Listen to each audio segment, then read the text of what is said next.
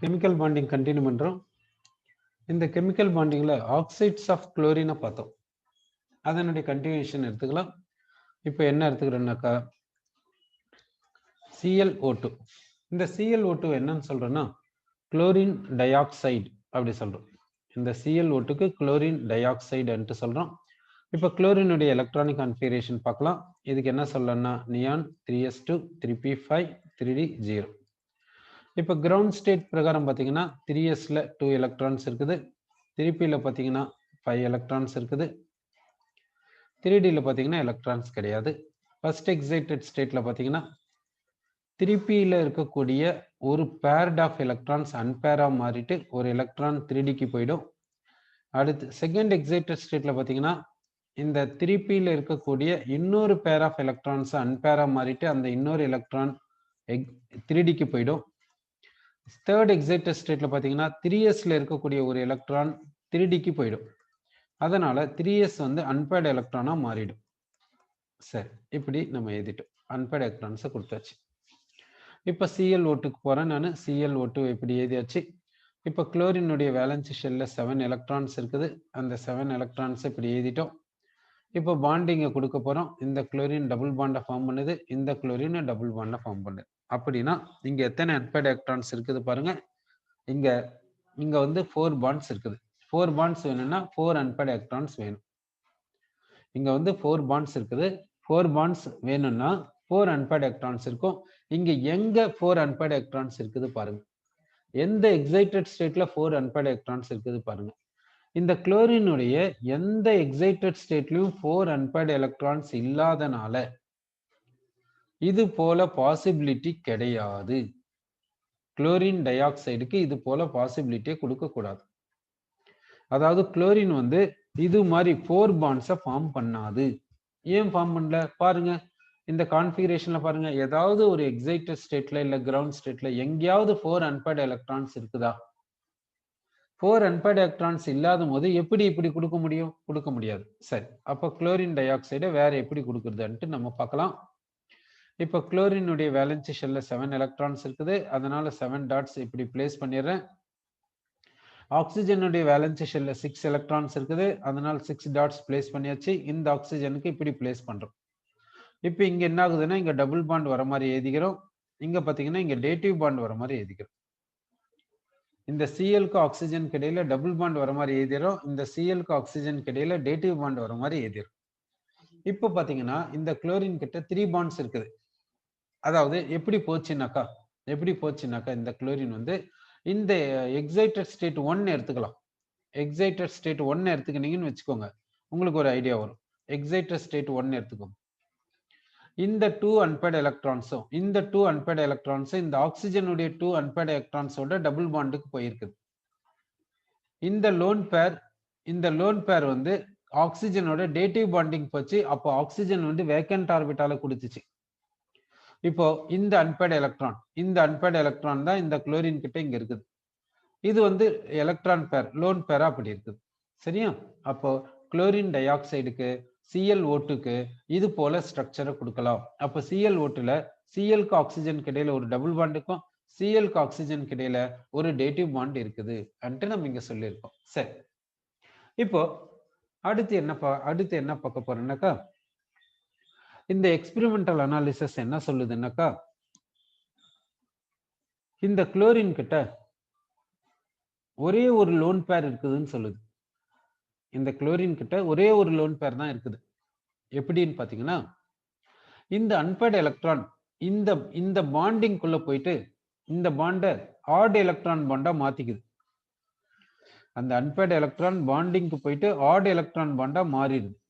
இப்போ அந்த எலக்ட்ரான்ஸை கொடுக்கலாம். இப்போ இந்த பாண்ட் வந்து இந்த பாண்ட்ல 2 எலக்ட்ரான்ஸ் இருக்கு நார்மல். இது வந்து குளோரின் 2 எலக்ட்ரான்ஸை கான்ட்ரிபியூட் பண்ணுச்சு. இப்போ இங்க பாத்தீங்கன்னா 3 எலக்ட்ரான்ஸ் இருக்குது இந்த பாண்ட்ல. இந்த லோன் பேர் அப்படியே இருக்குது. எப்படி இந்த பாண்ட்ல 2 எலக்ட்ரான்ஸ் இருந்துச்சு, அது எப்படி 3 எலக்ட்ரான்ஸா மாறிச்சு அப்படின்னா இந்த லோன் எலக்ட்ரான், இந்த அன்பேர்டு எலக்ட்ரான் எங்க இருக்குதுன்னா இங்க இருக்குது. இந்த அன்பேர்டு எலக்ட்ரான் இந்த பாண்டுக்கு போயிடுது. அதனால இந்த பாண்ட் என்ன ஆகுதுன்னா 3 எலக்ட்ரான் பாண்டா இருக்குது, ஆட் எலக்ட்ரான் பாண்டா இருக்குது. அதனால இதை வந்து என்னன்னு சொல்லலாம், பேராமேக்னெட்டிக் அன்ட்டு சொல்லலாம். இந்த ஸ்பீசிஸை வந்து பேராமேக்னெட்டிக்னு சொல்றோம், ஏன்னா இதுல அன்பேர்ட் எலக்ட்ரான் இருக்கிறதுனால. அப்போ ClO2க்கு ஸ்ட்ரக்சர் பார்த்தீங்கன்னா இப்படிதான் கொடுப்போம். Cl கிட்ட ஒரு லோன் பேர் தான் இருக்குது. அப்படின்னா இதுக்கு என்ன ஷேப் கொடுக்கணும்னா ஆங்குலர் ஷேப் இல்லைன்னா பெண்ட் ஷேப் அன்ட்டு சொல்லலாம். ஓகேவா? சரி, இப்போ இந்த ClO2 ஒரு லோன் பேர் இருக்குது, 2 சிக்மா பாண்ட்ஸ் இருக்குது. ஒரு லோன் பேரும் 2 சிக்மா பாண்ட்ஸும் இருந்தா இதுக்கு என்ன சொல்றோம்னாக்கா பெண்ட் ஷேப்னு சொல்லிட்டோம். பாண்ட் ஆங்கிள் எப்படி இருக்கணும்னா 120 விட கம்மியா இருக்கணும். ஏன்னா 3 எலக்ட்ரான் பேர்ஸும் சிக்மா பாண்ட்ஸ் இருந்துச்சுன்னா 120 தானே, ட்ரைகோனல் பிளானார் தானே. இப்போ ஒரு சிக்மா பாண்டுக்கு பதிலாக ஒரு லோன் பேர் இருக்குது, அதனால இங்க என்ன சொல்றோம்னா 120 விட கம்மியா இருக்குன்னு சொல்றோம். ஸோ பாண்ட் ஆங்கிள் எவ்வளவு வருதுன்னா எக்ஸ்பெரிமெண்ட்டா பார்த்தீங்கன்னா 118 டிகிரி வருது. ஓகே, ஸோ ClO2ல கவனம் வச்சுக்கோங்க. ClO2ல குளோரினுக்கு ஆக்சிஜனுக்கு இடையில ஒரு டபுள் பாண்ட் இருக்கும்.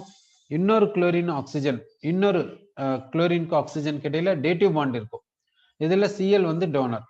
இந்த அன்பேர்ட் எலக்ட்ரான் எங்கேக்கு போயிடுதுன்னா இந்த பாண்டுக்குள்ள போயிட்டு இந்த பாண்டை 3 எலக்ட்ரான் பாண்டா மாத்திக்குது. இங்க அன்பேர்ட் எலக்ட்ரான் இருக்குது, 3 எலக்ட்ரான் பாண்ட் இருக்குது, ஆட் எலக்ட்ரான் பாண்ட் இருக்கிறதுனால இதை வந்து என்னன்னு சொல்லலாம், பேராமேக்னெட்டிக் அன்ட்டு சொல்லலாம். சரி, அடுத்து ஆக்சைடு ஆஃப் குளோரின் பார்க்கலாம். என்ன பார்க்குறேன்னா Cl2O6. இப்போ நெக்ஸ்ட் ஆக்சைடு ஆஃப் குளோரின் என்ன சொல்றோம்னா Cl2O6 அன்ட்டு நம்ம எடுத்துக்கிறோம். சரி, இதனுடைய ஸ்ட்ரக்சர் எப்படி இருக்கும்ட்டு நம்ம பார்க்கலாம். 2Cl இருக்குது, அந்த 2Cl இப்படி வரைஞ்சிரும். 6 ஆக்சிஜன்ஸ் இருக்குது, ஒவ்வொரு குளோரினுக்கும் 3 ஆக்சிஜன்ஸ் கொடுக்கலாம். ஒவ்வொரு குளோரினுக்கும் 3 ஆக்சிஜன்ஸ் கொடுக்கலாம். ஒவ்வொரு குளோரினுக்கும் 3 ஆக்சிஜன்ஸ் கொடுத்தாச்சு. சரி, இப்போ பாண்டை கொடுக்கலாம். ஆக்சிஜன் வந்து டபுள் பாண்டை ஃபார்ம் பண்ணும். சரி, ஆக்சிஜன் பார்த்தீங்கன்னா டபுள் பாண்டை ஃபார்ம் பண்ணும். ஓகே, டபுள் பாண்ட் கொடுத்தாச்சு. குளோரின் ஆட்டம்ஸ்க்கு இடையில சிங்கிள் பாண்ட் கொடுக்கலாம். அப்படின்னா இந்த குளோரின் கிட்ட எத்தனை பாண்ட்ஸ் இருக்குதுன்னா 7 பாண்ட்ஸ் இருக்குது. இது பாசிபிளானா? பாசிபிள். என்ன பாருங்க, தேர்ட் எக்ஸைட்டட் ஸ்டேட் பாருங்க, 7 அன்பேர்ட் எலக்ட்ரான்ஸ் இருக்குது இல்ல, அதனால குளோரின் வந்து 7 பாண்ட்ஸை ஃபார்ம் பண்ணுது, அதனால 7 பாண்ட்ஸை ஃபார்ம் பண்ணிச்சு அன்ட்டு சொல்றோம். இதுக்கு பேர் என்ன சொல்றோம்னா குளோரின் எக்ஸாக்சைடு அன்ட்டு சொல்றோம். இப்போ இதுல ஒரு ஆக்சிஜன் இன்க்ளூட் பண்ணுங்க, உங்களுக்கு என்ன வரும்னா Cl2O7 வரும். இதுல ஒரு ஆக்சிஜன் இன்க்ளூட் பண்ணீங்கன்னா Cl2O7 உங்களுக்கு கிடைக்கும். ஓகேவா? சரி, இந்த Cl2O7 எப்படி எழுதுறதுன்னா இதுல ஒரு ஆக்சிஜன் இருக்குது, அந்த ஆக்சிஜனை இந்த 2 குளோரின் ஆட்டம்ஸ்க்கு இடையில கொடுத்துருங்க. இப்போ ஒரு ஆக்சிஜன் ஆட் பண்ணா Cl2O7 வருது, அந்த ஆக்சிஜனை இந்த 2 குளோரின் ஆட்டம்ஸ்க்கு இடையில கொடுத்துருங்க. சரி, அப்போ ஆக்சிஜன் 2 குளோரின் ஆட்டம்ஸ், ஒவ்வொரு குளோரின் ஆட்டம் கிட்டையும் டபுள் பாண்ட் O 3 டைம்ஸ் இருக்குது. ஓகேவா? இப்படி இருக்குது. இப்போ இந்த ஆக்சிஜன் கிட்ட பாத்தீங்கன்னா 2 லோன் பேர்ஸ் இருக்கும். இப்போ இந்த பாண்ட் லென்த்தும் இப்போ வந்து நம்பர் 1 பாண்டும் நம்பர் 2 பாண்டும் சேம். ஓகேவா? இதுக்கு ஒரு பாண்ட் லென்த் இருக்கும். இப்போ 3 4 5 6 7 8 இந்த பாண்ட்ஸ் வந்து ஒரு டைப்பா இருக்கும். இந்த பாண்ட்ஸ்க்கெல்லாம் ஒரு பாண்ட் லென்த் இருக்கும். இந்த 1 and 2 ஒரு மாதிரி இருக்கும், இதுக்கு ஒரு பாண்ட் லென்த் இருக்கும். அப்படின்னா ClO பாண்டு இந்த பாண்டுக்கு எத்தனை பாண்ட் லென்த் இருக்குது, இந்த மாதிரி பாண்ட் லென்த் எத்தனை வரும் இந்த மாலிக்யூல் பார்த்தீங்கன்னா 2 வரும், 2 வேல்யூஸ் வரும். ClO பாண்ட் வந்து 2 வேல்யூஸ் வரும். இந்த இதுல இது வந்து ஒரு டைப், இது வந்து ஒரு டைப், இது எல்லாம் ஒரு டைப், இதெல்லாம் ஒரு டைப். ஓகேவா? அப்போ ClO பாண்ட்ஸ் பார்த்தீங்கன்னா 2 பாண்ட்ஸ் வரும், அதனால 2 பாண்ட் லென்த்ஸ் வரும். இந்த மாலிக்யூல்ல 2 பாண்ட் லென்த்ஸ் வரும்ட்டு நம்ம சொல்றோம். சரி, இப்போ இந்த Cl2O7 இதுக்கு கரஸ்பாண்டிங் ஆக்சி ஆசிட் ஏதாவது இருக்குதா? Cl2O7க்கு கரஸ்பாண்டிங் ஆக்சி ஆசிட் ஏதாவது இருக்குதா என்றதை செக் பண்ணலாம். இப்போ என்னென்ன ஆக்சைட்ஸ் பார்த்துக்கலாம், அதுக்கு கரஸ்பாண்டிங் ஆக்சி ஆசிட் ஏதாவது இருக்குதா என்றதையும் நம்ம செக் பண்ணி பார்த்துடலாம். சரி, ஃபர்ஸ்ட் ஆக்சி ஆசிட் என்ன நம்ம பார்த்தோம்னாக்கா Cl2O பார்த்தோம். ஓகேவா? குளோரின் மோனாக்சைடு பார்த்தோம். அடுத்த ஆக்சைடு ஆஃப் குளோரின் என்ன பார்த்தோம்னா ClO2 பார்த்தோம். ClO2. அடுத்த ஆக்சைடு ஆஃப் குளோரின் Cl2O6 பார்த்தோம். அடுத்து என்னன்னா Cl2O7 பார்த்தோம். இந்த ஆக்சைட்ஸ்க்கு கரஸ்பாண்டிங் ஆக்சி ஆசிட் ஏதாவது இருக்குதா? அதே மாதிரி இது வரைக்கும் என்னென்ன ஆக்சைட்ஸ் எல்லாம் பார்த்தோன்றது நம்ம பார்த்துடலாம். நைட்ரஜன்ல பார்த்தீங்கன்னா N2O, NO, N2O3, N2O4, NO2, N2O5 இந்த ஆக்சைட்ஸ் எல்லாம் பார்த்தோம் நைட்ரஜன்ல. பாஸ்பரஸ்ல என்ன பார்த்தோம்னாக்கா பாஸ்பரஸ்ல என்ன பார்த்தோம்னா P4O6, P4O10 பார்த்தோம் பாஸ்பரஸ்ல. சல்ஃபர்ல என்ன பார்த்தோம்னா SO2, SO3. ஸோ நைட்ரஜன் ஃபேமிலியில இந்த மாதிரி பார்த்தோம், இந்த மாதிரி நைட்ரஜன் ஃபேமிலியில பார்த்தோம். ஆக்சிஜன் ஃபேமிலியில ஆக்சைட்ஸ்னா sulphur dioxide, sulphur trioxide எடுத்துக்கணும். அடுத்து வந்து ஹாலஜன் ஃபேமிலியில குளோரின்கான ஆக்சைட்ஸ் இப்படி எடுத்துக்கணும். இந்த ஆக்சைட்ஸை நம்ம டிஸ்கஸ் பண்ணியிருக்கோம். இந்த ஆக்சைட்ஸ்க்கு கரஸ்பாண்டிங் ஆக்சி ஆசிட் ஏதாவது இருக்குதா என்றதை நம்ம செக் பண்ணலாம். Corresponding oxides, corresponding oxy acid வேணும்னா ஜஸ்ட் வாட்டர் ஆட் பண்ணுங்க. ஜஸ்ட் வாட்டர் ஆட் பண்ணி பாருங்க, கரஸ்பாண்டிங் ஆக்சி ஆசிட் வருதான்னு செக் பண்ணலாம். வாட்டர் ஆட் பண்ண என்ன வருதுன்னா H2Cl2O8 வருது. 2ஆல டிவைட் பண்ணுங்க, என்ன வருதுன்னா HClO4. அப்படின்னா இந்த Cl2O7 உடைய கரஸ்பாண்டிங் ஆக்சி ஆசிட் யாருன்னா பர்குளோரிக் ஆசிட். பர்குளோரிக் ஆசிட். அப்போ பர்குளோரிக் ஆசிட்ல நீங்க வாட்டர் ரிமூவ் பண்ணீங்கன்னா, பர்குளோரிக் ஆசிட 2 டைம்ஸ் எடுத்துக்கின்னு வாட்டர் ரிமூவ் பண்ணீங்கன்னா இந்த Cl2O7 கிடைக்குது. அப்படின்னா இந்த Cl2O7 வேணும்னா பர்குளோரிக் ஆசிட்ல இருந்து வாட்டர் ரிமூவ் பண்ணுங்க, Cl2O7 கிடைக்கும். அப்படின்னா Cl2O7 எப்படி கிடைக்குதுன்னா இந்த பர்குளோரிக் ஆசிட்ல இருந்து வாட்டர் ரிமூவ் பண்ணா கிடைக்குது. அதனால Cl2O7 என்னன்னு சொல்லலாம், ஆனைட்ரைட் ஆஃப் பர்குளோரிக் ஆசிட் என்று சொல்லலாம். ஏன்னா இந்த HClO4 2 டைம்ஸ் பண்ணிட்டு வாட்டர் ரிமூவ் பண்ணுங்க, உங்களுக்கு Cl2O7 கிடைக்கும். அப்போ இந்த Cl2O7க்கு என்ன பேர் சொல்றாங்கன்னா ஆனைட்ரைட் ஆஃப் பர்குளோரிக் ஆசிட். அப்படின்னா பர்குளோரிக் ஆசிடை ஹீட் பண்ணா வாட்டர் வெளியே போயிடும். வாட்டர் வெளியே போயிடுச்சுன்னா Cl2O7 கிடைக்கும். சரி, அது போல Cl2O6க்கு ஏதாவது இருக்குதான்ட்டு பார்க்கலாம். Cl2O6ல வாட்டர் ஆட் பண்ணுங்க, என்ன வருதுன்னா H2Cl2O7 வருது. இது எப்படி எழுதலாம்னா HClO3 plus HClO4ன்னு எழுதிக்கலாம். இப்ப பாருங்க 2 ஹைட்ரஜன்ஸ் 2 Cl 7 ஆக்சிஜன்ஸ். ஓகே, இதுக்கு பேர் என்னன்னா குளோரிக் ஆசிட். இதுக்கு பேர் என்னன்னா குளோரிக் ஆசிட், இதுக்கு பேர் என்னன்னா பர்குளோரிக் ஆசிட். அப்போ குளோரிக் ஆசிடையும் பர்குளோரிக் ஆசிடையும் மிக்ஸ் பண்ணி வாட்டர் ரிமூவ் பண்ணா உங்களுக்கு என்ன வரும்னா Cl2O6 வரும். அப்போ Cl2O6 என்னன்னு சொல்லலாம், ஆனைட்ரைட் ஆஃப் மிக்ஸ்டு ஆசிட்ஸ். என்னென்ன acid? Chloric acid and perchloric acid. அப்படின்னா Cl2O6 என்னன்னு சொல்லலாம், மிக்ஸ்டு ஆனைட்ரைட் என்று சொல்லலாம். மிக்ஸ்டு ஆனைட்ரைட் என்று சொல்லலாம். அப்போ Cl2O6 என்றது என்ன, mixed anhydride of chloric and perchloric acids அப்படி சொல்லலாம். சரி, ClO2க்கு ஏதாவது இது ஆனைட்ரைடா இருக்குமா என்றது செக் பண்ணி பார்க்கலாமா? சரி, அப்ப அப்படின்னா இதுல வாட்டர் ஆட் பண்ணுங்க. வாட்டர் ஆட் பண்ணீங்கன்னா என்ன வரும் பாருங்க, H2Cl O3 வருதா? H2Cl O3 வருது. சரி, ஓகே, இதுக்கு வாட்டர் ஆட் பண்ணா இது போல நமக்கு வந்திருக்குது. சரி, இன்னொரு ClO2 நான் எடுத்துக்கிறேன். இன்னொரு ClO2 எடுத்துக்கினா என்ன வரும்னா H2Cl2O5. சரியா? இன்னொரு ClO2. அப்படின்னா ClO2 2 டைம்ஸ் எடுத்துக்கலாம். ClO2 2 டைம்ஸ் எடுத்துக்கின்னு வாட்டர் ஆட் பண்ணலாம். ClO2 2 டைம்ஸ் எடுத்துக்கின்னு வாட்டர் ஆட் பண்றோம். அப்போ H2Cl2 2 டைம்ஸ், அப்போ Cl2 Cl2 2 டைம்ஸ்னா O4, இங்க ஒரு O, அப்படின்னா O5.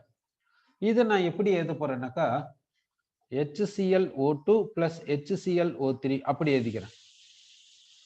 HClO2 இதுக்கு பேர் என்னன்னா குளோரஸ் ஆசிட். இதுக்கு பேர் குளோரஸ் ஆசிட் அப்படி சொல்லலாம். இப்ப பாருங்க HClO2 HClO3ல இருந்து வாட்டர் ரிமூவ் பண்ணிட்டீங்கன்னா Cl2O4 கிடைக்கும். அதை 2ஆல டிவைட் பண்ணீங்கன்னா ClO2 கிடைக்கும். அப்படின்னா இந்த ClO2 என்ன சொல்லணும்னா மிக்ஸ்டு ஆனைட்ரைட் என்று சொல்லலாம். மிக்ஸ்டு ஆனைட்ரைட் ஆஃப் வாட்னா mixed anhydride of chlorous and chloric acids அப்படி சொல்லலாம். சரி, இப்ப Cl2O எடுத்துக்கலாம். இந்த Cl2O இதுக்கு கரஸ்பாண்டிங் ஆக்சி ஆசிட் இருக்குதா என்றது செக் பண்ணலாம். ஸோ இதுல வாட்டர் ஆட் பண்ணிடலாம். இதுல வாட்டர் ஆட் பண்ணீங்கன்னா என்ன வரும்னா H2Cl2O2 வரும். இதை 2ஆல டிவைட் பண்ண HClO வரும். HClOக்கு பேர் என்னன்னா ஹைப்போகுளோரஸ் ஆசிட். ஹைப்போகுளோரஸ் ஆசிட் என்று சொல்றோம். ஹைப்போகுளோரஸ் ஆசிட். அப்போ இந்த ஹைப்போகுளோரஸ் ஆசிட்ல இருந்து வாட்டர் ரிமூவ் பண்ணா நமக்கு என்ன வருதுன்னா Cl2O வருது. அப்படின்னா Cl2O ஆனைட்ரைடுன்னு சொல்லலாம். Cl2O யாருக்கு ஆனைட்ரைடுனா ஹைப்போகுளோரஸ் ஆசிட்னுடைய ஆனைட்ரைடு. அப்போ Cl2O வந்து anhydride of hypochlorous acid and நம்ம சொல்லலாம். சரி, இது போல ஆக்சைட்ஸ் ஆஃப் குளோரினை நம்ம சொல்லியிருக்கோம். சரி, இப்போ இந்த N2O, NO, N2O3 இந்த ஆக்சைட்ஸ் ஆஃப் நைட்ரஜனை நம்ம எடுத்துக்கலாம். இந்த ஆக்சைட்ஸ் ஆஃப் நைட்ரஜனுக்கு கரஸ்பாண்டிங் ஆக்சி ஆசிட் இருக்குதான்ட்டு பார்த்துட்டு இது ஆனைட்ரைடுன்னு சொல்லாமா சொல்லக்கூடாதா என்ற பாயிண்ட்டுக்கு நம்ம போலாம். சரி, இப்போ ஃபர்ஸ்ட் என்ன எடுத்துக்கிறேன்னா N2O. இந்த N2O பார்த்தீங்கன்னா இது ஆசிடோட ரியாக்ஷனுக்கு போகாது, பேஸோட ரியாக்ஷனுக்கு போகாது. ஏன்னு பார்த்தீங்கன்னா இது நியூட்ரல். அப்படி இருக்கும்போது இது வாட்டரோட ஆக்சி ஆசிட கொடுக்குமா? கொடுக்காது இல்ல. சரி சரி, அப்படின்னா இதெல்லாம் என்ன? இப்ப Cl2O7 எடுத்துக்கோங்க. Cl2O7ல வாட்டர் பாஸ் பண்ணுங்க, HClO4 கிடைக்கும். Cl2O7ல வாட்டர் ஆட் பண்ணீங்கன்னா உங்களுக்கு HClO4 கிடைக்கும். அதனால தான் Cl2O7 anhydride of perchloric acidன்னு சொல்றோம். அது போல N2Oல வாட்டர் ஆட் பண்ணுங்க, ஒண்ணுமே கிடைக்காது. வேணா dissolved N2O அப்படி சொல்லலாம். N2O வந்து கேஸ், இதை வாட்டர்ல பாஸ் பண்ணீங்கன்னா dissolved N2Oன்னு சொல்லாமே தவிர இது ஆக்சி ஆசிட கொடுக்கறது இல்லை. இது ஆக்சி ஆசிட கொடுக்காது. அதனால இதை வந்து நியூட்ரல்னு சொல்றோம். அதே மாதிரிதான் NOவும் நியூட்ரல், இதுவும் ஆக்சி ஆசிட கொடுக்காது. சரி, இப்போ N2O3 எடுத்துக்கலாம். N2O3 ஆக்சி ஆசிட கொடுக்குமான்னு பார்க்கலாம். ஓகேவா? N2O3யோட வாட்டர் ஆட் பண்றேன். வாட்டர் ஆட் பண்ண எனக்கு என்ன வருதுன்னாக்கா HNO2 2 டைம்ஸ் வரும். HNO2 2 டைம்ஸ் வரும். கரெக்டா? பாருங்க, H2 இருக்குது, N வந்து 2 டைம்ஸ் இருக்குது, ஆக்சிஜன் வந்து 4 இருக்குது. அப்ப N2O3யோட வாட்டர் ஆட் பண்ணீங்கன்னா உங்களுக்கு HNO2 கிடைக்குது. அப்படின்னா நைட்ரஸ் ஆசிட் கிடைக்குது. நைட்ரஸ் ஆசிட் கிடைக்குது. அப்படின்னா N2O3 என்னன்னு சொல்லலாம்? அசிடிக் ஆக்சைடுன்னு சொல்லலாம். ஏன்னா இது வாட்டரோட சேர்ந்துன்னா ஆசிட கொடுக்குது. அதனால இது அசிடிக் ஆக்சைடுன்னு சொல்லலாம். அப்படின்னா HNO2ல இருந்து நீங்க வாட்டர் ரிமூவ் பண்ணீங்கன்னா N2O3 கிடைக்கும். அப்ப N2O3 என்னன்னு சொல்லலாம்னா anhydride of nitrous acidன்னு சொல்லலாம். அது போல N2O4 என்ன சொல்றது? N2O4 NO2 ஒரே கேட்டகரியில எடுத்துக்கோங்க. ஏன் N2O4 NO2 ஒரே கேட்டகரியில எடுத்துக்கணும்ன்றதை நம்ம பார்க்கலாம். ஓகேவா? சரி, இப்போ N2O3 N2O4 இல்லைன்னா NO2 எடுத்துக்கோங்க. NO2 கேஸ் எடுத்துக்கிறேன். இந்த NO2 கேஸை நான் என்ன பண்றேன்னா சோடியம் ஹைட்ராக்சைடு சொல்யூஷன்ல பாஸ் பண்றேன். என்ன கிடைக்கும்னாக்கா NaNO2 NaNO3 கிடைக்குது. NaNO2 NaNO3 கிடைக்குது. இது வந்து சால்ட் தானே? எப்படி இது கிடைச்சிச்சு? NaNO2னா it is a salt of nitrous acid. NaNO2 யாருடைய சால்ட்னா நைட்ரஸ் ஆசிட்னுடைய சால்ட். NaNO3 யாருடைய சால்ட்னா நைட்ரிக் ஆசிட்னுடைய சால்ட். அப்படின்னா NO2வை வாட்டர்ல டிசால்வ் பண்ணா அது என்னவா மாறணும்னா நைட்ரஸ் ஆசிட் HNO2ஆவும் நைட்ரிக் ஆசிட் HNO3ஆவும் மாறணும். அப்படி மாறலன்னா உங்களுக்கு இது மாதிரி சால்ட்ஸ் கிடைக்காது. NO2வை சோடியம் ஹைட்ராக்சைடு சொல்யூஷன்ல பாஸ் பண்ணுங்க, NaNO2 சால்ட் NaNO3 சால்ட் கிடைக்குது. அப்படின்னா NO2வை வாட்டர்ல பாஸ் பண்ணா கண்டிப்பா HNO2 HNO3 கிரியேட் ஆகணும். அப்படி ப்ரொடியூஸ் ஆனதான் இந்த மாதிரி சால்ட்ஸ் கிடைக்கும். ஓகேவா? அப்படின்னாக்கா இந்த NO2 என்னன்னு சொல்லலாம்? மிக்ஸ்டு ஆனைட்ரைடு சொல்லலாம். Mixed anhydride of what and what? Nitrous and nitric acids அப்படி சொல்லலாம். N2O4 இதேதான். ஏன்னா NO2வை டைமரைஸ் பண்ணாதான் N2O4 வருது. NO2வும் N2O4ம் எப்படி அந்த ஈக்குலிபிரியத்தில் இருக்குன்னா டெம்பரேச்சரை வச்சுதான் அந்த ஈக்குலிபிரியம் இருக்கும்ட்டு நம்ம பார்த்திருக்கோம். ஹை டெம்பரேச்சர்ல NO2 எக்ஸிஸ்ட் ஆகும். அதே லோ டெம்பரேச்சர்ல ரூம் டெம்பரேச்சரை விட கீழே போயிட்டீங்கன்னு வச்சுக்கோங்க, இந்த NO2 டைமரைஸ் ஆயிடும். டைமரைஸ் ஆயிட்டு N2O4 மாறிடும். ரூம் டெம்பரேச்சர்ல NO2வும் N2O4 ஈக்குலிபிரியத்துல இருக்கும் அன்ட்டு நம்ம பார்த்திருக்கோம். சரி, அடுத்து வந்து N2O5 எடுத்துக்கலாம். இந்த N2O5 என்ன பண்றீங்கன்னாக்கா வாட்டர் ஆட் பண்ணுங்க, என்ன கிடைக்கும்னாக்கா இந்த N2O5 எப்படி ப்ரிப்பேர் பண்றாங்கன்ட்டு பார்த்துடலாம். N2O5 எப்படி ப்ரிப்பேர் பண்றாங்கன்னா கார்ன் நைட்ரிக் ஆசிட் எடுத்துக்கிறாங்க. இதுல டீஹைட்ரேட்டிங் ஏஜென்ட் ஆட் பண்றாங்க. டீஹைட்ரேட்டிங் ஏஜென்ட்னா என்ன? இந்த ஏஜென்ட் வந்து இங்க இருந்து வாட்டர் ரிமூவ் பண்ணும்ட்டு அர்த்தம். இந்த டீஹைட்ரேட்டிங் ஏஜென்ட் ஆட் பண்ணா HNO3 என்ன ஆகுதுன்னா N2O5 மாறிக்குது. அப்படின்னா N2O5 வாட்டர் ஆட் பண்ணா HNO3 கிடைக்கும் தானே அர்த்தம். அப்ப N2O5 வந்து ஆனைட்ரைட் தானே. யாருடைய ஆனைட்ரைட்? நைட்ரிக் ஆசிட்னுடைய ஆனைட்ரைட். அப்போ N2O5 வந்து ஆனைட்ரைட் ஆஃப் நைட்ரிக் ஆசிட் அன்ட்டு சொல்லலாம். ஓகே, அப்படின்னா இந்த ஆக்சைடு வந்து வாட்டரோட சேர்ந்து இந்த ஆக்சி ஆசிட கொடுக்குது. சரி, அடுத்து இந்த ஆக்சைட்ஸ் ஆஃப் பாஸ்பரஸ் பார்க்கலாம். இந்த ஆக்சைட்ஸ் ஆஃப் பாஸ்பரஸ், இந்த ஆக்சைட்ஸ் ஆஃப் பாஸ்பரஸ் இந்த P4O6 இருக்குது. இந்த P4O6 ஆனைட்ரைட்னு சொல்லாமா சொல்லக்கூடாது. இங்க P4O6 எடுத்துனுக்கிறோம், இதை வந்து ஆக்சி ஆசிட்னு சொல்லாமா சொல்லக்கூடாது. P4O6 என்ன பண்றாங்கன்னா P4O6ல வாட்டர் ஆட் பண்றாங்க. வாட்டர் ஆட் பண்ணி தான் H3PO3 ப்ரிப்பேர் பண்றாங்க. P4O6ல நீங்க வாட்டர் ஆட் பண்ணீங்கன்னா H3PO3 கிடைக்கும். அப்போ இது ஆனைட்ரைட் தானே. அதே மாதிரி P4O10ல நீங்க வாட்டர் ஆட் பண்ணீங்கன்னா H3PO4 கிடைக்கும். அப்போ இது ஆனைட்ரைட் தானே. SO2ல நீங்க வாட்டர் ஆட் பண்ணீங்கன்னா H2SO3 கிடைக்கும். இது ஆனைட்ரைட். SO3ல வாட்டர் ஆட் பண்ணீங்கன்னா H2SO4 கிடைக்கும். அப்படின்னா இது எல்லாமே ஆசிடிக் ஆக்சைட்ஸ், இது எல்லாமே ஆனைட்ரைட்ஸ் அப்படி சொல்லலாம். ஓகேவா? சரி, இப்போ ஆக்சைட்ஸ்க்கும் ஆக்சி ஆசிட்ஸ்க்கும் உள்ள ரிலேஷனை இங்க பார்த்திருக்கோம். சரி, அப்போ எந்த ஆக்சைட்ஸ் எல்லாம் வாட்டரோட சேர்ந்துக்கின்னு ஆக்சி ஆசிட கொடுக்குதோ அந்த ஆக்சைட்ஸ் எல்லாத்தையும் ஆனைட்ரைட்ஸ் சொல்லலாம். அடுத்து அது அசிடிக் ஆக்சைட்ஸ் சொல்லலாம் என்றது நமக்கு தெரிஞ்சு. சரி, இப்போ என்ன பார்க்குறோன்னா ஆக்சோ ஹாலைட்ஸ். இப்போ எங்கேக்கு போறோம்னா ஆக்சோ ஹாலைட்ஸுக்கு போகலாம். So we are taking oxo halides. Oxo ஹாலைட்ஸ்ல ஒன்று என்ன எடுத்துக்கிறோம்னா XeO2F2, XeO2F2 எடுத்துக்கிறோம். XeOF4 எடுத்துக்கிறோம். XeOF4 எடுத்துக்கிறோம். இந்த XeOF4க்கு என்ன ஸ்ட்ரக்சர் இருக்குன்னு பார்க்கலாம். இப்போ ஜெனான் எழுதிட்டோம். ஜெனான் எழுதி வச்சு சரௌண்டிங் ஆட்டம்ஸ் எழுதிடுறோம். சரௌண்டிங் ஆட்டம்ஸ் என்னன்னா ஆக்சிஜன், 4 ஃப்ளூரின் ஆட்டம்ஸ் எழுதியாச்சு. இப்போ ஜெனானுடைய வேலன்சி ஷெல்ல எலக்ட்ரான்ஸ் எப்படி இருக்கும்னு பார்க்கலாம். இதனுடைய வேலன்சி ஷெல்ல 8 எலக்ட்ரான்ஸ் இருக்கும். அந்த 8 எலக்ட்ரான்ஸை கொடுத்தாச்சு. இப்போ பாண்டிங்கை கொடுக்கலாம். ஆக்சிஜன் வந்து டபுள் பாண்டை ஃபார்ம் பண்ணும், ஃப்ளூரின் வந்து சிங்கிள் பாண்டை ஃபார்ம் பண்ணும். அப்போ ஜெனான் கிட்ட ஒரு லோன் பேர் இருக்கும். இதுதான் XeOF4. இப்போ இந்த XeOF4க்கு என்ன ஸ்ட்ரக்சர்னு பார்த்தீங்கன்னா ஸ்கொயர் பிரமிட் அன்ட்டு சொல்லலாம். ஸ்கொயர் பிரமிட் அன்ட்டு சொல்லலாம். ஓகே, ஏன்னா இங்க 5 சிக்மா பாண்ட்ஸ் ஒரு லோன் பேர் இருக்கிறதுனால ஸ்கொயர் பிரமிட் அன்ட்டு சொல்றோம். இப்போ பாண்ட் ஆங்கிள் எப்படி இருக்கும்? இந்த டபுள் பாண்ட் ஓக்கும் இந்த சிங்கிள் பாண்ட் எஃப்க்கும் பாண்ட் ஆங்கிள் 90 டிகிரி இருக்குமா? 90 டிகிரி இருக்குமா? இல்ல 90 டிகிரியை விட கம்மியா இருக்குமா? 90 டிகிரியை விட அதிகமா இருக்குமா? இந்த டபுள் பாண்ட் ஓக்கும் இந்த சிங்கிள் பாண்ட் எஃப்க்கும் இடையில பாண்ட் ஆங்கிள் வந்து 90 டிகிரி இருக்குமா? இல்ல 90 டிகிரியை விட வேற மாதிரி இருக்குமா? எப்படி சொல்றீங்க? பாத்தீங்கன்னா இந்த லோன் பேர் இந்த 4 ஃப்ளூரின் ஆட்டம்ஸையும் ரிப்பல் பண்ணுது. இந்த லோன் பேர் இந்த 4 ஃப்ளூரின் ஆட்டம்ஸ் ரிப்பல் பண்றதுனால இந்த லோன் பேர்னால இந்த 4 ஃப்ளூரின் ஆட்டம்ஸும் அப்படியே கொஞ்சம் மேல போயிடுது. அப்படின்னா இது எப்படி இருக்கும் பாத்துக்கோங்க.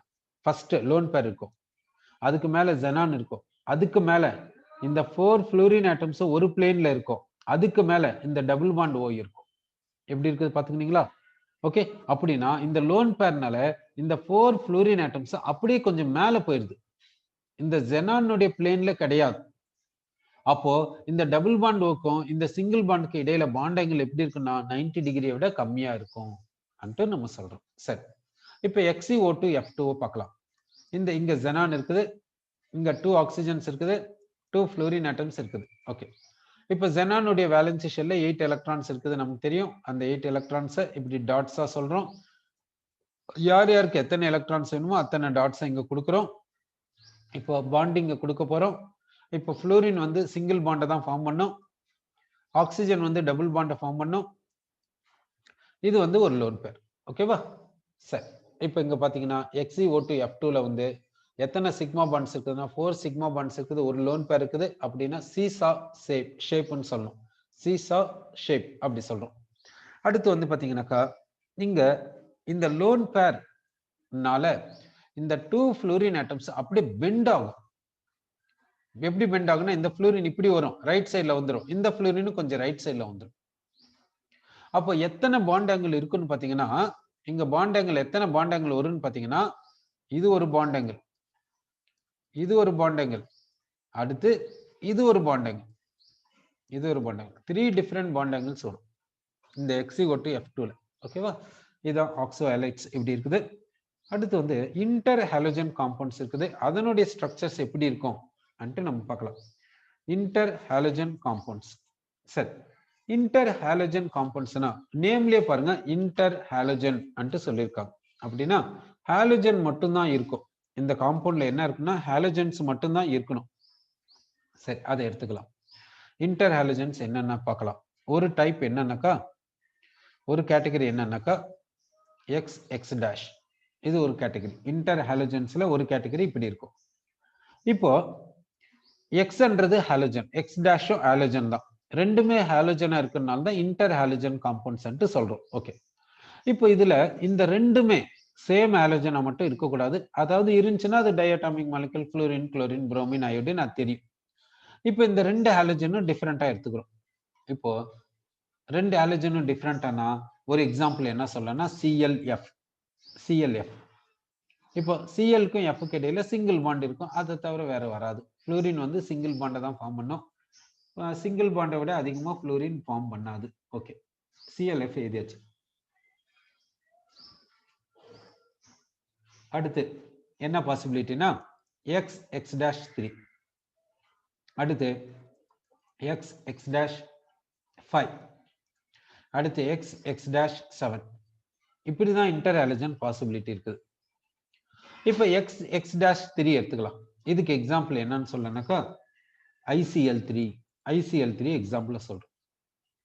அதாவது இந்த அயோடின் ICl3 இங்க சொல்லியிருக்கோம். ICl3க்கான ஸ்ட்ரக்சரை நம்ம இப்போ பார்க்கலாம். ஐ எடுத்துக்கணும்.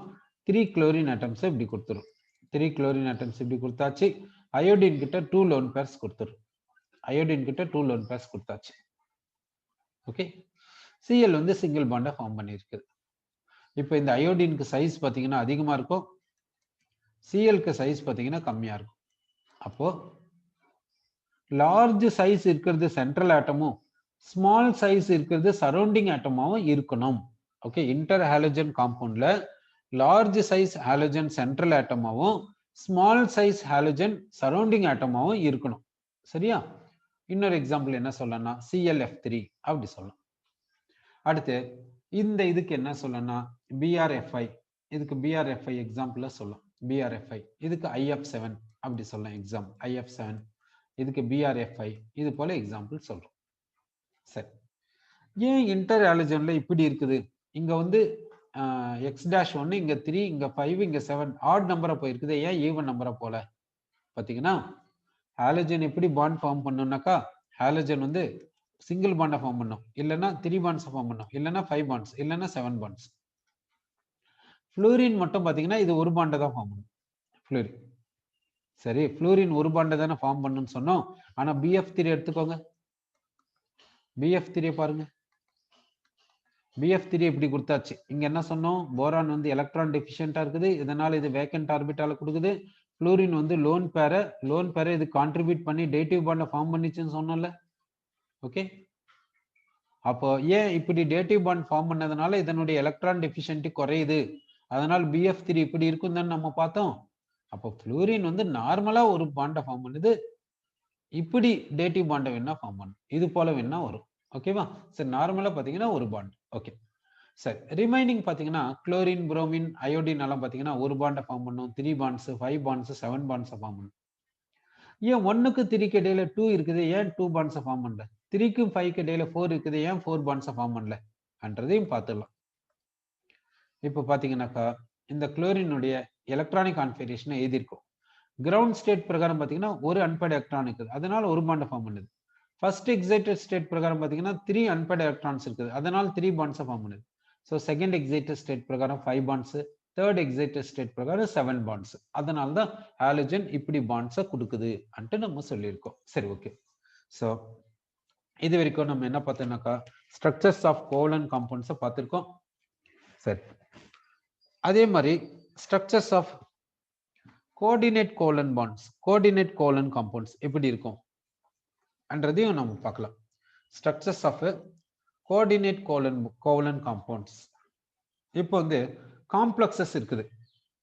அந்த காம்ப்ளெக்ஸஸ்னுடைய ஸ்ட்ரக்சர்ஸ் எப்படி இருக்கும் அன்றதை நம்ம இங்க பார்க்க போறோம். ஓகே, இது வரைக்கும் நம்ம பார்த்தது என்னன்னா சிம்பிள் காம்பவுண்ட்ஸ் பார்த்தோம். சிம்பிள் காம்பவுண்ட்ஸ்க்கு எப்படி ஸ்ட்ரக்சரை வரையிறது அன்ட்டு நம்ம பார்த்தோம். இப்போ காம்ப்ளெக்ஸ் காம்பவுண்ட்ஸ்க்கு எப்படி ஸ்ட்ரக்சரை கொடுக்கறது அன்றதை நம்ம பார்க்க போறோம். Complex compounds.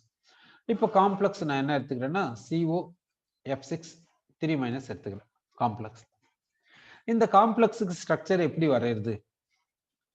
சரி, இதை காம்ப்ளெக்ஸ்ன்னு ஏன் சொல்றோம்? இதை காம்ப்ளெக்ஸ் அயான்னு ஏன் சொல்றோம்? அதே மாதிரி இப்படி எடுத்துக்கலாம், FeCl 6 times 4- அயான். இதை காம்ப்ளெக்ஸ் அயான்னு சொல்றோமே ஏன்? அப்படின்னா சிம்பிள் அயானுக்கும் இதுக்கும் உள்ள வித்தியாசம் என்ன, டிஃபரன்ஸ் என்ன? இப்ப சிம்பிள் அயான்ஸ் இருக்குது, காம்ப்ளெக்ஸ் அயான்ஸ் இருக்குது. சிம்பிள் காம்பவுண்ட்ஸ் இருக்குது, காம்ப்ளெக்ஸ் காம்பவுண்ட்ஸ் இருக்குது. அப்படின்னு இது ரெண்டுத்துக்கும் என்ன டிஃபரன்ஸ்? எதை காம்ப்ளெக்ஸ் காம்பவுண்ட்னு சொல்லணும், எதை காம்ப்ளெக்ஸ் அயான்னு சொல்லணும், எதை சிம்பிள் காம்பவுண்ட் சிம்பிள் அயான்னு சொல்லணும், எப்படி டிஸ்டிங்கிஷ் பண்றது என்றதை நம்ம இப்ப பார்க்க போறோம்.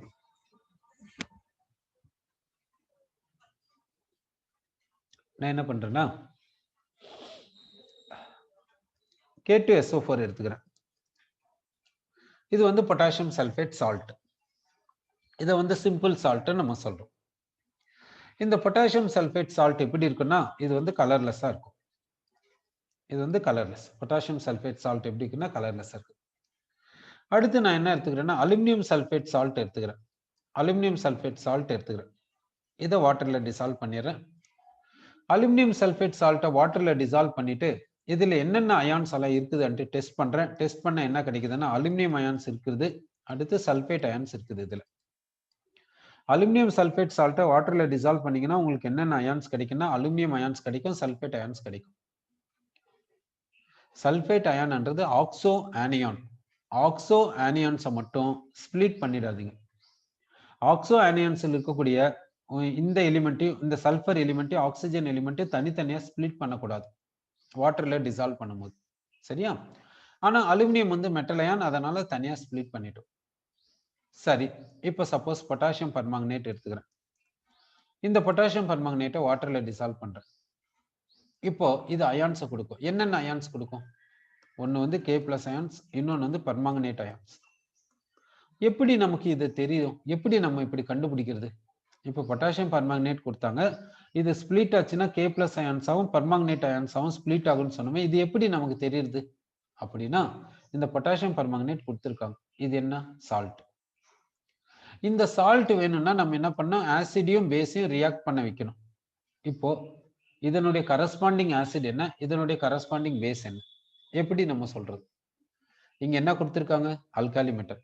அல்காலி மெட்டல் வந்தாவே அது கண்டிப்பா பேஸ்ல இருந்து தான் வரும். அப்படின்னா பொட்டாசியம் என்ன, பொட்டாசியம் ஹைட்ராக்சைடுன்னு கண்ண முடின்னு எழுதிடலாம். அல்காலி மெட்டல் காம்பவுண்ட்ல இருக்குதுன்னாவே அது வந்து பேஸ்ல இருந்து வருது, கரஸ்பாண்டிங் பேஸ்ல இருந்து வருதுன்னு எடுத்துக்கோங்க. இங்க பொட்டாசியம் கொடுத்துருக்கனால பொட்டாசியம் ஹைட்ராக்சைடு எடுத்துக்கோங்க. ரிமைனிங் என்ன? அப்போ ஒரு பேஸ் முடிஞ்சிச்சு, அப்ப ஆசிட் தானே வேணும். அப்ப இங்க என்ன ஆசிட் வரணும்?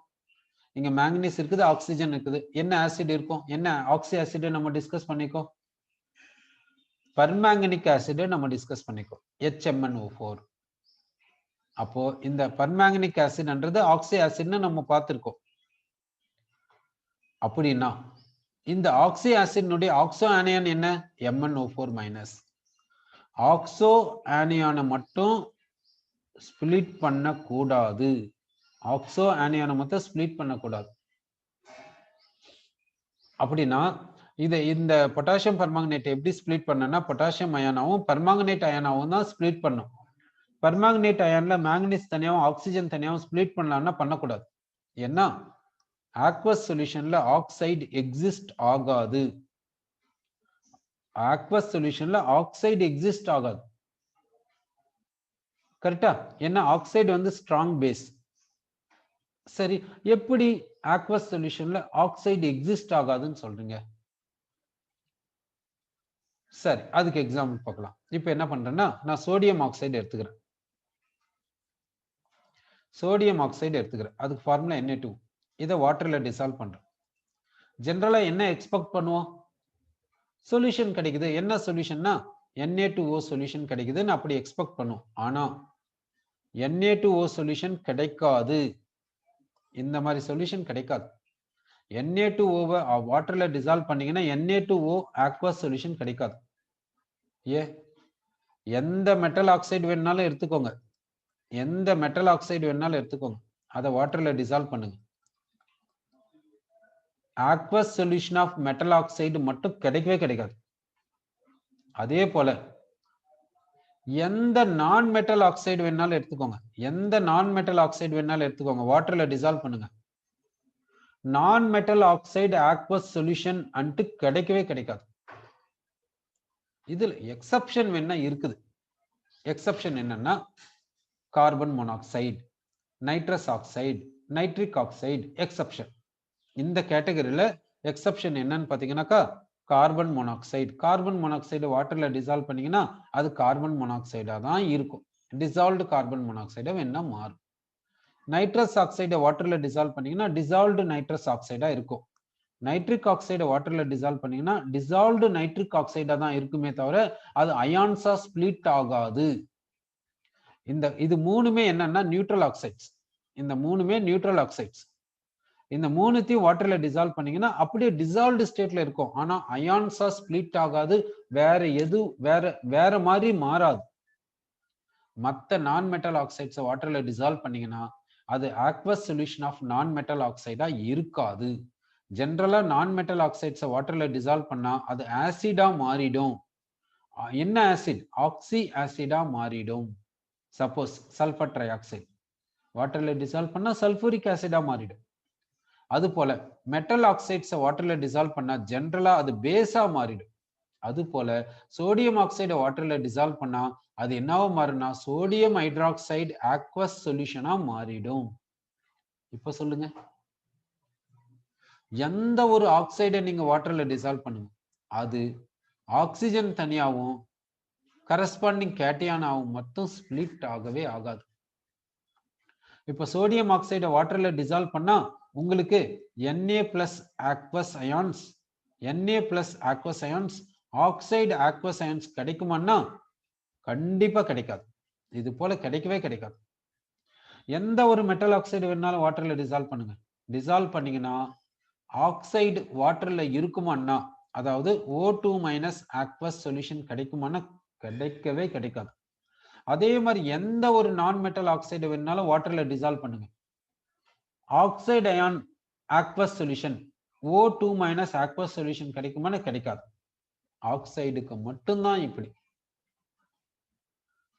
அப்படின்னா அப்போ இது வந்து பர்மாங்கனேட், இதை வாட்டர்ல டிசால்வ் பண்ணா ஆக்சைடு தனியா வருமானா வரவே வராது. அதனால ஆக்சோ ஆனியானை ஸ்பிளிட் பண்ணாதீங்க. ஆக்சோ ஆனியானை ஸ்பிளிட் பண்ணவே கூடாது. அப்போ பொட்டாசியம் பர்மாங்கனேட்டை ஸ்பிளிட் பண்ணா K plus ions permanganate ions வரும்.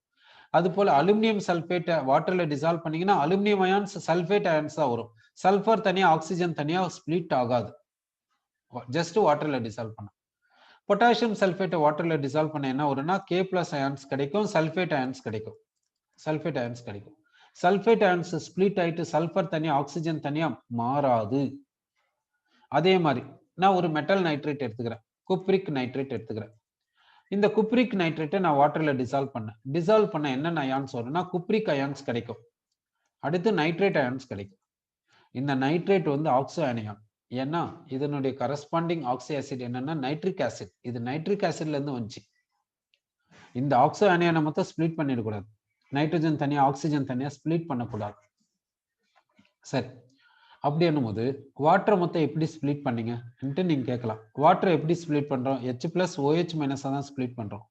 OH மைனஸ் மொத்தம் ஸ்பிளிட் பண்ண மாட்டோம், அதாவது O2 மைனஸ் H பிளஸ்ன்னு ஸ்பிளிட் பண்ணவே பண்ண மாட்டோம். ஆக்சிஜனை மொத்தம் தனியா ஸ்பிளிட் பண்ணி aqueous சொல்யூஷன் அன்ட்டு ஏதாவது ஒரு காம்பவுண்ட் கொடுக்குதான்னா எந்த ஒரு காம்பவுண்டும் கொடுக்காது. எந்த காம்பவுண்டை வேணாலும் எடுத்துக்கோங்க, ஆக்சிஜன் இருக்கக்கூடிய எந்த காம்பவுண்டை வேணாலும் எடுத்துக்கோங்க, வாட்டர்ல டிசால்வ் பண்ணுங்க. இந்த காம்பவுண்ட்ல இருக்கக்கூடிய ஆக்சிஜன் மொத்தம்